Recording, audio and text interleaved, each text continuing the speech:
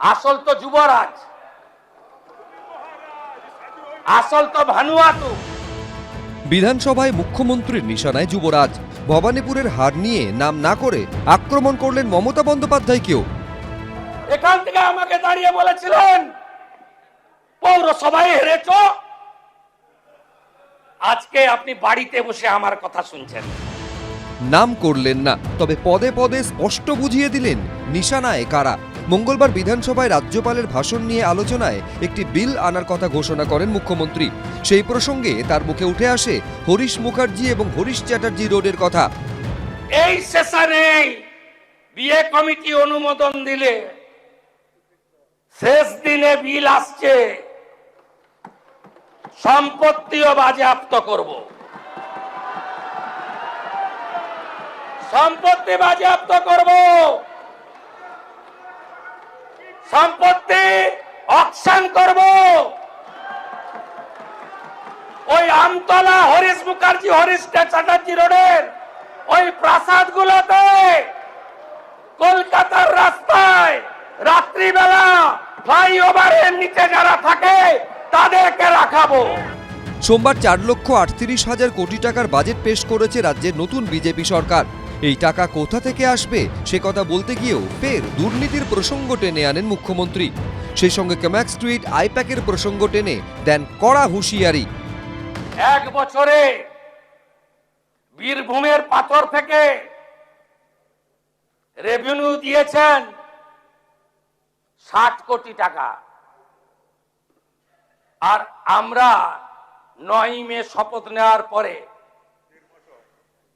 এক মাসে রেভিনিউ দিয়েছি 83 কোটি টাকা।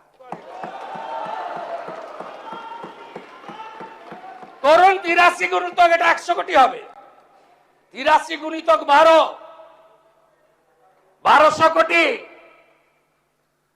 পশ্চিমবঙ্গ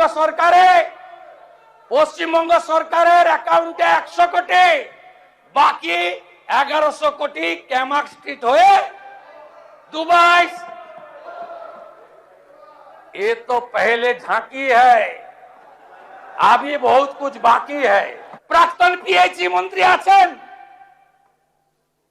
पीएचई ঠিকাদার কাকদ্বীপের স্টেট ব্যাংকের ব্রাঞ্চ থেকে আইপ্যাকের অ্যাকাউন্টে 10 কোটি টাকা ট্রান্সফার করেছে। ছেড়ে দেব আমি?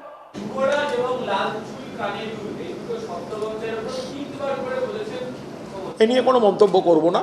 এটা মাননীয় মুখ্যমন্ত্রী করেছেন, তিনি যদি নাম করে কাউকে বলতেন তারপরে আলোচনা আসে। উনি কোনো একটা শব্দ ব্যবহার করেছেন, তার উপর দাঁড়িয়ে কোনো মন্তব্য করব না। নাম না করে মমতা বন্দ্যোপাধ্যায়কেও এদিন তীব্র কটাক্ষ করেন মুখ্যমন্ত্রী শুভেন্দু অধিকারী। নিজের বুথ মিত্র ইনস্টিটিউশন 4টে বুথে হেরেছে। যিনি বুথে হারেন তাকে জননেত্রী মানতে হবে। তাই নিজে নন্দীগ্রামেও হেরেছেন, এবার ভবানীপুরেও হেরেছেন। সব মিলিয়ে রাজ্যপালের বক্তব্যের ওপর মুখ্যমন্ত্রীর জবাবি ভাষণ ঘিরে এখন সরগরম রাজ্য রাজনীতি। কৃষ্ণেন্দু অধিকারী, আশাবুল হোসেন, উজ্জ্বল মুখোপাধ্যায়, এবিপি আনন্দ। এবিপি আনন্দ, এগিয়ে থাকে, এগিয়ে রাখে।